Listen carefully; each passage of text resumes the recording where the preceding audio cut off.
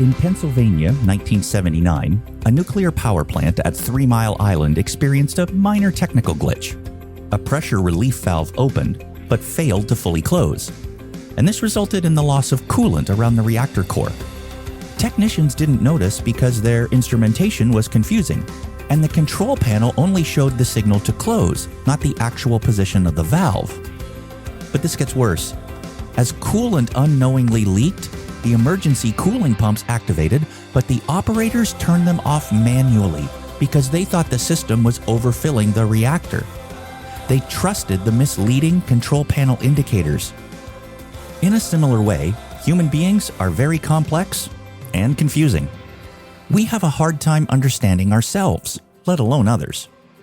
But what if I told you that God gave us a very clear indicator light to discern the state of our soul and the condition of other people's hearts? Listen in as we discover the indicator light God has given us all in the book of Proverbs. Today, while Dr. Kent is away teaching with CrossTalk, join Vicki Hitzges, Nathan Norman, and guest host Tim DeFor as they discover Solomon's insight in Proverbs chapter 10, verse 32.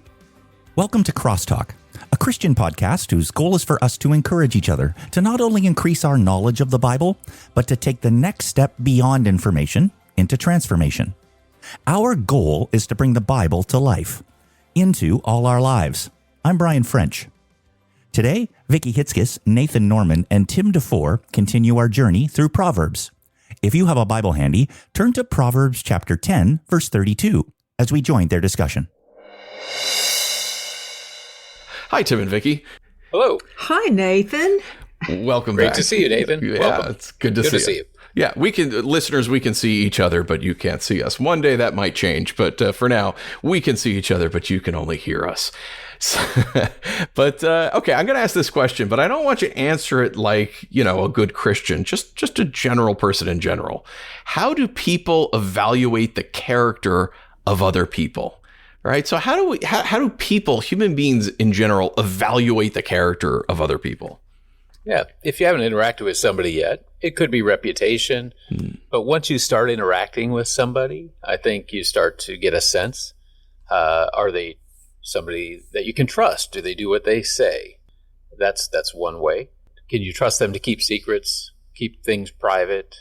You can observe how they treat other people around them, and it can reflect. How do they treat people that are in authority over them? But also, how do they treat just somebody else who may be lower in society, according to others? Yeah, those are good. We're coming on an election season as we record this, and I think aren't we always? Yeah, aren't we always? Always. And I think about what my values are, and I hear of the values of candidates, the ones they say they have, and then what their opponents say they have. Oh, yeah. And I think, those are mine, or those are not mine.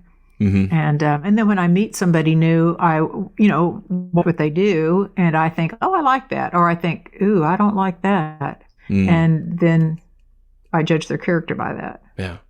Yes. And I think you guys are both really gracious. I think we're often really more superficial, right? We will judge the character of somebody by their clothing, right? Oh, for sure. By their external appearance. And, oh gosh, what are some other horrible ways we will judge people? Oh my goodness. I knew a guy, and actually this isn't horrible. I knew a guy who he had apartments that he rented out, and he said, basically, the first thing he would do is he would greet them at the driveway, and he would look in their car. And if their car was like a disaster zone, he knew that they were not going to take care of the apartment. And if it was generally clean, he knew that they were going to, take care of the apartment well. And that was his one major deciding factor in whether he would rent to people. That's probably all he had. But I'll tell you what, my car and my desktop, I could never rent a place anywhere ever. But my house is spotless. You come in and it's spotless. You could eat off my toilet seats or my floors. Oh, gosh. But my car, I know. I'm going to turn down that invitation. Thank you. No, that's true. Yeah, so my friend would have misjudged you. He would have misjudged. I'm serious about that. Yeah. He would have misjudged me. Yeah. And I say my house is clean. My house is clean. But you open my closets, you got to get your shots. So it just depends. Okay. Yeah, I'm glad you brought that up, Nathan, because you're right. Especially when you first meet somebody, it can be how they carry themselves. It can be, do they look you in the eye? It can be, how do they walk?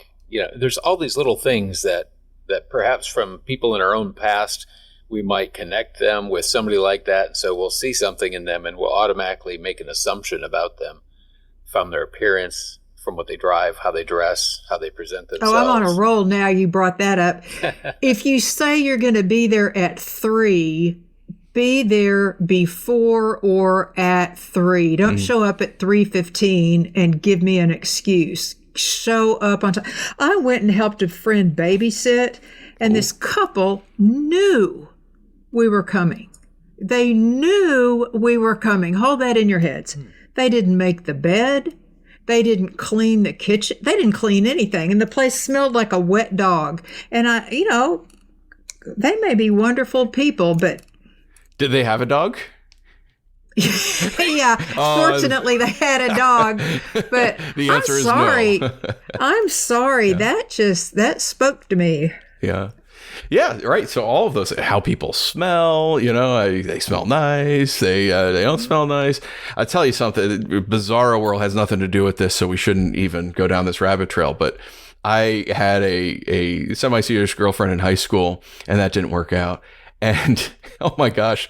And then after I broke up, I go and I see my aunt, who's 15 years older than my dad.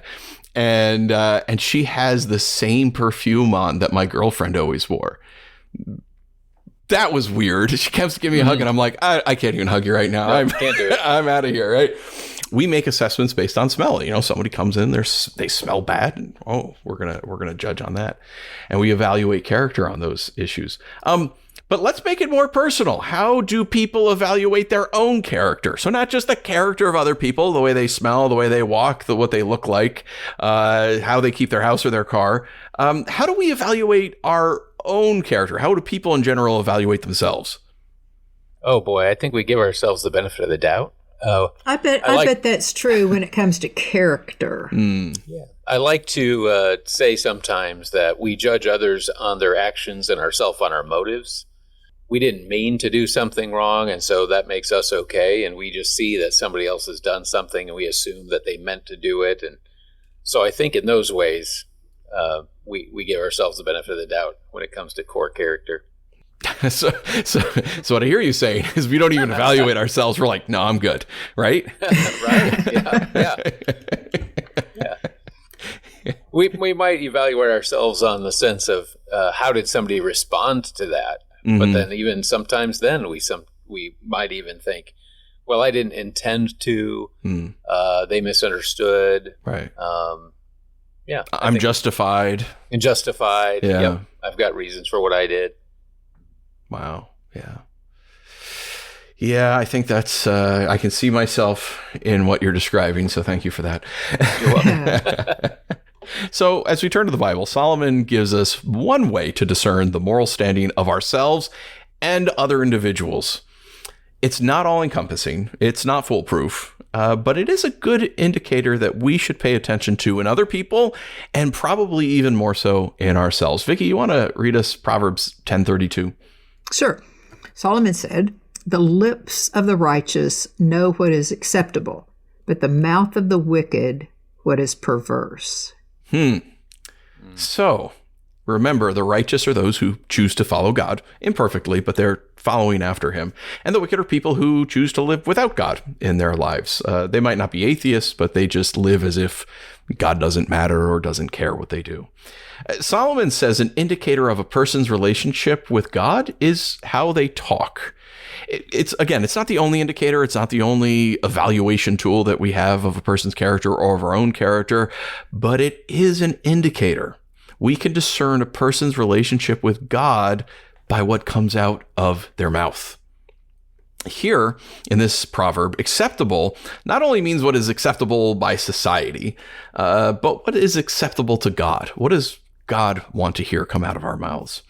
And perverse can mean sexually inappropriate comments, but it has a broader understanding as speech which corrupts. So it takes something that's good and it corrupts it. And it might do it in a sexual way, but it could just be in a joking way or something that takes the good and drags it through the mud.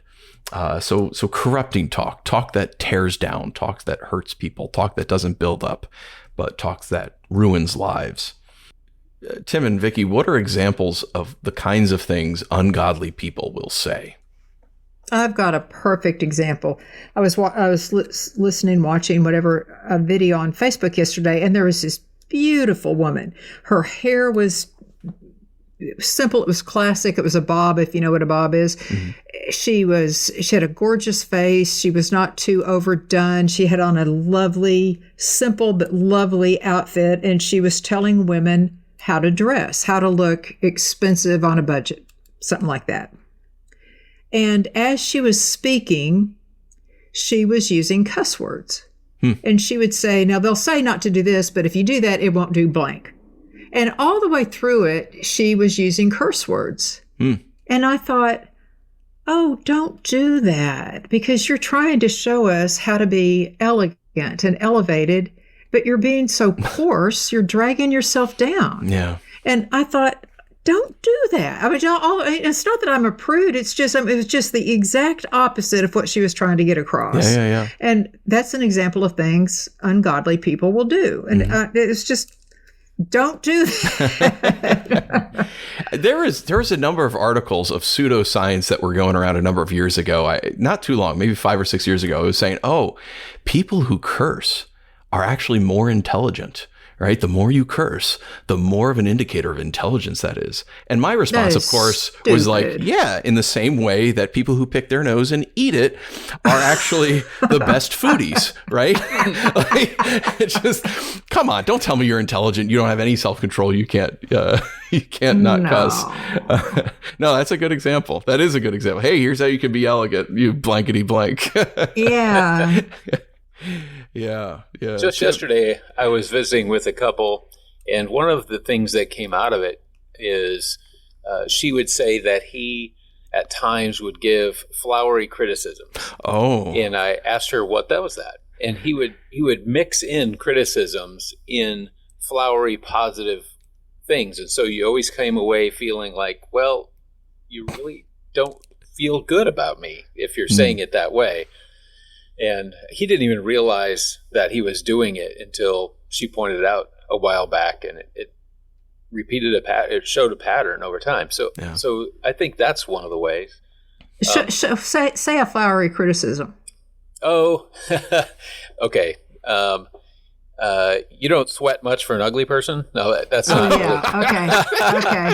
Okay. That's not really a good example, but it's the kind of it sounds like it's a good thing, but it's not. That's a terrible example. No, and it's not. No. Yeah, just say it. Yeah. Yeah. Your cooking isn't so bad when you don't burn it. It sounds good, but it's not. I was also thinking of ways when people speak ill of somebody else behind their back. Yeah. Then that there's something happening there that reflects their character, and you might wonder, well, I can't trust this person to not be this way behind my back. Somebody who won't take ownership of something and apologize, somebody who is repeatedly making excuses or blaming somebody else. I mean, those aren't necessarily corrupt in the sense of corrosive, like just blatantly nasty things, but it is corrupt, right? And it's perverse. Well, it is. It literally perverts the truth, right? If you did something and you won't take ownership for it, you're perverting the truth, or you're corrupting the reality of the situation, or if you're trying to explain away why you did that horrible thing, but you're justified in doing it. That's corrupt, right? That's corrupt talk. Out of the mouth of the wicked, it's perverse. No, I don't. I didn't do that, or I was justified to do that because X, Y, and Z. Yeah. And blaming others, it doesn't, especially not in their presence, or even in their presence. It's not building them up at all. It's corrosive to relationships and other people. I can remember I was in a church and we were discussing some hard decisions that we had to make, and the pastor basically said, we can't do that because my wife wouldn't let me. And I just remember, like, why would you throw your wife under the bus like that? Right? Just like, oh, it's all her. I guess Adam did that too. It's not me. This woman you sent me, Lord. Yeah. Right? I guess it goes back to there. But I remember sitting there, just, if I had been a little bit older and wiser, I would have called it out. Like, don't disparage your wife. She was A, not in the room, and B, like, just make your decisions and live with the consequences. Even if that were true, what does that say about his masculinity? Yeah, really. Yeah. Yep. So, yeah, as we're talking about him behind his back now, no names. Man, I need Jesus. No names. So, but okay, in contrast, the Apostle Paul encourages us to use our language to build up. Ephesians 4:29-30 says this. Vicki, you want to get that for us? Sure. Let no corrupting talk come out of your mouths, but only such as is good for building up, as fits the occasion, that it may give grace to those who hear. And do not grieve the Holy Spirit of God, by whom you were sealed for the day of redemption. Okay, so Paul expands Solomon's idea here a little bit. The lips of the righteous know what is acceptable. And Paul kind of gives us a little bit of a better definition of this, of we're building up people. We're giving grace to people. They don't deserve it necessarily, but you're building them up anyway. What are examples of the kinds of things people who are trying to follow Jesus will say? You know, what are the positive things that people can and should say? Well, the general category would be encouragement. Mm-hmm. I think one of the things that helps when you're parenting, I think it helps when you're helping disciple somebody, is to look for the things you can celebrate and you can affirm. That's a great place to start. And it's not necessarily the old positive, negative, positive sandwich. You don't always have to have something negative, but just looking for things that you can encourage, I think, is a thing that Jesus would do. It doesn't mean you never address challenges, but I think we should always be striving to find ways to encourage and point out the positives if possible. Yeah. I could think of some, just off the top of my head, bang, bang, bang, like popcorn things. My dad was a big encourager, I think. Sometimes I'd say, "Oh, Daddy, I heard something funny," and I'd tell him a joke. And he'd laugh even if he didn't think it was funny, but he usually did. We had the same sense of humor. And he'd say to me after he laughed, he'd say, "Vicki, that's your kind of humor." And then he'd tell me why he thought that was funny and why I thought it was funny. And I always thought, yes, that is my kind of humor. As though I made it up. It was just something I was repeating. And I always felt so good after that. Something like that. My mother was never a gossip. She just never gossiped, but she was an encourager, no matter who or what, but she was just always so glad to see you. And she'd be, "Oh, Nathan, I'm so glad to see you." And she'd just light up, and you just always felt real special in her presence. She would never, after you left, went, "Oh, good, I'm glad he's gone." That wasn't even in her. She couldn't even imagine doing that. It was just not her at all. And as I was reading this, I was thinking, do not grieve the Holy Spirit of God. That grieves God. What a word. It grieves. I have been in grief before. And to think it grieves God that we talk about each other wow, that's really something. Yeah. Yeah, absolutely. It's hard. It's hard. A couple of Wednesdays ago, I have a young adult group that I'll lead, and we meet at 7:30, and sometimes that thing goes until like 10:30, 11 o'clock at night. And I am not a night person, but it's been good. We were in 1 Thessalonians in the sermons, and so we try to apply that on Wednesday nights with the young adults. And one of the texts was Paul starting off encouraging the Thessalonians for their faith in Jesus and what he saw result as their trust in him.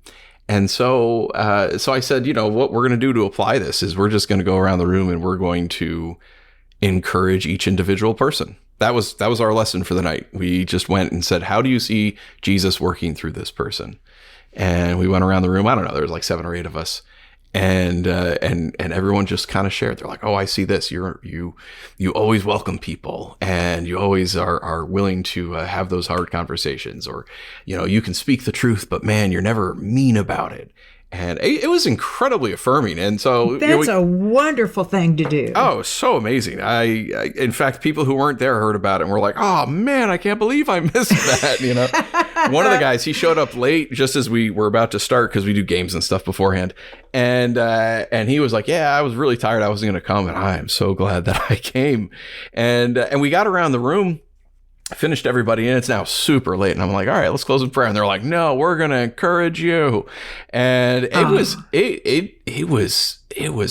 so awkward and hard to receive that. It really was. Was it? And it was wonderful. It was. Why? I don't know why. Is that your personality? No. Or was it that group? I don't know. I just wanted to go past it, and they just heaped on encouragement to me, and it was wonderful. And yeah.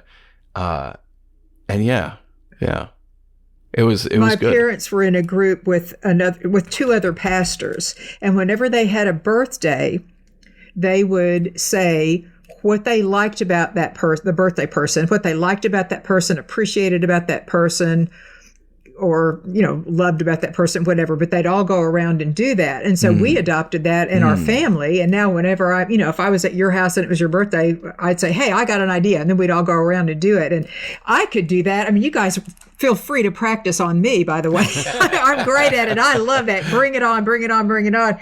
Boy, my dad, he's not comfortable. He's dead now, but boy, that was uncomfortable for him. And I just think I could go stand at the bus station and say, brag on me, bring it. I like it. Yeah. No, see, it must be a personality thing for me. That was hard. What about you, Tim? How would you respond if, your staff gathered around and wanted to, share all the positive things about you? 95% of the time, it makes me very uncomfortable. Mm-hmm. But occasionally, I'll try to sit in that and take it for what it is, but that's not easy, and I have to tell myself to do that. Yeah. So, oh wow. I think that's a hard thing to do. Yeah. It's so much easier for me to give than to receive when it comes to that. Yeah. I wonder if it's a male thing. I don't know. I think it's a personality thing. This is a good topic for another day. Yeah.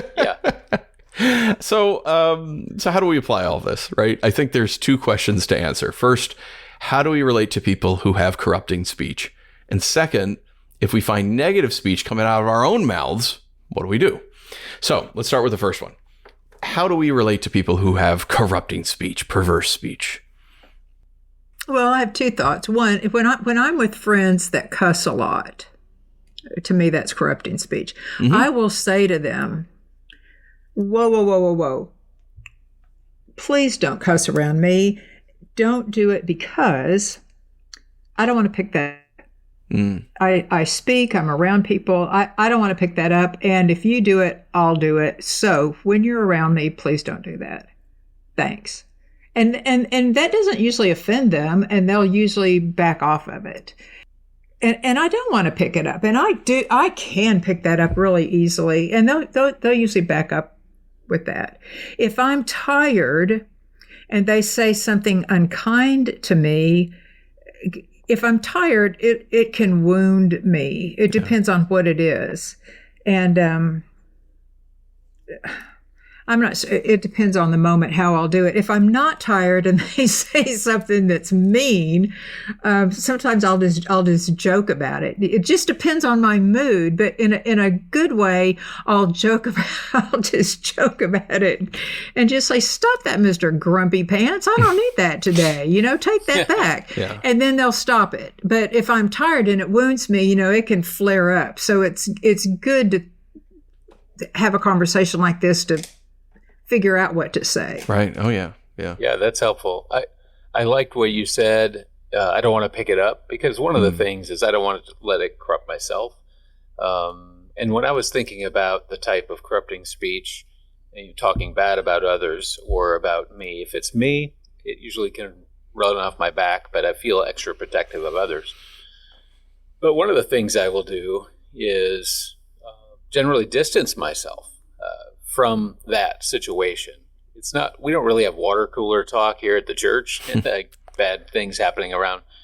But if somebody is doing something and speaking in such a way that is tearing others down, I'll walk away.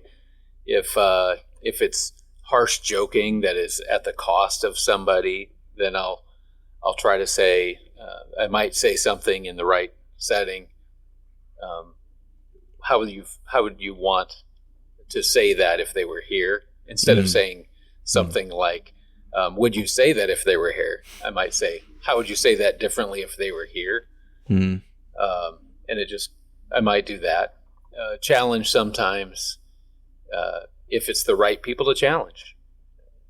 There are lots of people I come in contact with that are far from Jesus or have recently come in contact with Jesus.